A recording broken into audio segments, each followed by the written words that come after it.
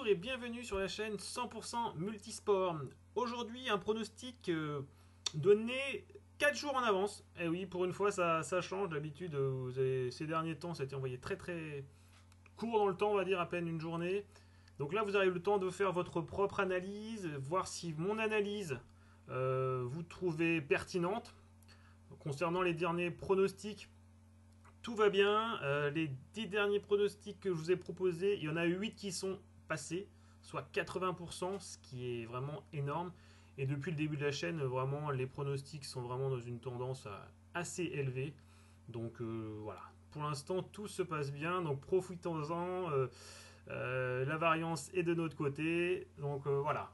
Et surtout, donc, un grand merci pour tous les nouveaux abonnés. Surtout, n'oubliez pas de mettre la cloche, de notifier, parce que voilà, à tout moment, je peux envoyer un pronostic. Comme ça, au moins, vous passez pas à côté. Donc voilà. Dernier résultat, les deux matchs sont passés. Foot et tennis, j'avais fait un combiné des deux pour une fois. C'était une petite nouveauté. Je pense que ça a été apprécié. Donc c'était une cote à 2, elle est passée. Israël contre Lettonie, j'avais dit 2 buts d'écart. L'Israël a bien joué, elle a fait son match. Quand elle a mené avec 2 buts d'écart, elle s'est un peu relâchée. Mais voilà, j'ai eu juste peur à la fin que la Lettonie a une grosse occasion. Mais ça passe. Aujourd'hui, en tennis sans problème, Jirozinov a battu Fabiano. Voilà. Même avec un service plus faible que d'habitude, le Bélarus a gagné le match. Voilà, l'Italien était un peu, un peu en jambes au début de match et après il a laissé tomber un peu, voilà, comme prévu, un peu en vacances. Concernant le match du jour, alors je vous propose un match en Russie. On va se les cailler les miches. Donc Krasnodar contre Dynamo Moscou. Alors pourquoi ce pronostic? On regarde ensemble mon analyse. Comme ça, vous pouvez rentrer un peu dans ma tête. Pas trop quand même, ça fait mal. Alors, donc, ce qui m'a intéressé, c'est vraiment les performances Dynamo Moscou qui sont vraiment voilà, contre-performance. Beaucoup de buts encaissés, pas de buts marqués, voilà, pour faire simple. Krasnodar, c'est voilà, mitigé aussi, on peut voir, hein, c'est pas folichon, mais c'est surtout en Ligue Europa qu'ils ont du mal. Il faut pas trop donc se fier par rapport à Krasnodar à sa dernière prestation 1-0 ils ont perdu, mais c'était leur équipe bis en coupe parce que c'était une toute petite équipe. Quand on regarde donc le Dynamo Moscou à domicile, c'est mitigé, voire voilà, ça marque pas trop. On va en parler juste derrière avec mon outil fétiche. Voilà, les confrontations directes. Dynamo Moscou, Krasnodar, quand c'est dans ce sens-là, Krasnodar perd pas, bon match nul plutôt, donc, mais ne perdent pas. Donc je vais plutôt m'attarder sur mon understat. Alors quand on regarde Dynamo Moscou, alors ils ont un gros problème. Ce qu'on fait le profit de l'équipe, c'est une équipe qui propose pas grand-chose, à part sur les coups de franc en direct, il n'y a pas grand-chose, il n'y a pas de jeu.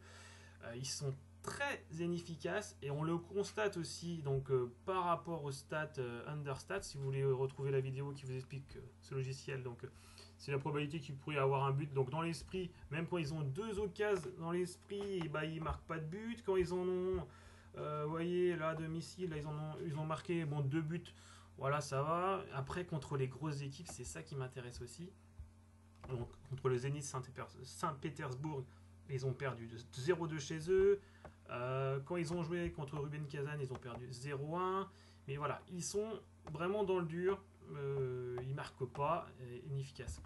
Donc, contrairement à Krasnodar, qui joue vraiment pas mal du tout, ils sont vraiment en forme et ils ne perdent pas. Quand ils jouent à l'extérieur, vous voyez, ils performent bien, ils marquent des buts. Ça, c'est vraiment intéressant. Ils sont en capacité de marquer. Dans l'analyse, c'est important. Contre le CSK Moscou, perdre 3-2. Bon, un match, voilà, ça aurait pu tourner d'un sens dans l'autre. C'est le penalty qui fait différence. Voilà. Donc, moi, quand je regarde ça, mon scénario, c'est simple. C'est que pour moi, le Dynamo Moscou pourra marquer peut-être une fois. Et même s'il marque une fois, pour moi, Krasnodar pourra marquer à tout moment. Donc, pourra revenir. Pour moi, Dynamo Moscou n'a pas une capacité à marquer 2 buts dans le match.